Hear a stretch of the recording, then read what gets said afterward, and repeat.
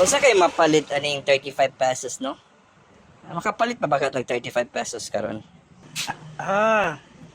Dito sa Diner Street daw.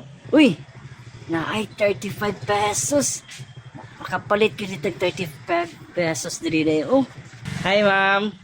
Yes, sir. Say apple, sir. Available rin yung fried taco? Yes, sir. Pila ba? At 35. Okay, dali na ba siya lutoon? Oh, dali lang. Okay, lami ba na ang fried taco Ay, ninyo? super. Okay. Lami. Mama, ginabalik-balikan na diri? Oo, sir. Sige daw, paluto na ako, ma'am. Bestseller. Okay, mao naman ako 35 pesos, ma'am. Okay. Sige. Tara, sir. Okay, mao ni siya. Oo.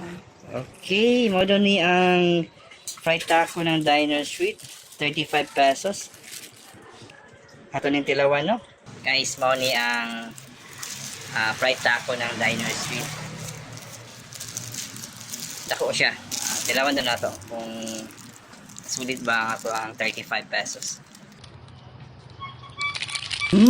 Lamiya. Uy, init pa siya. Huwag maluhog mo ang crunchiness niya. Ang hot sauce na complement sa lasa. Sakto lang ang halang. Huwag na ipaka-smoky flavor. Plus, overload kayo iya beef, oh. Then, apple cabbage. Huwag na melt na cheese na nag-complement sa beef. Lami yun siya. Bantok ingon sila na bestseller ni ila taco. Sa 35 pesos na taco, makabusog na kaayo. Huwag lami pag yung kaayo. Balik-balikan yun ni mo ni. Huwag palit diri.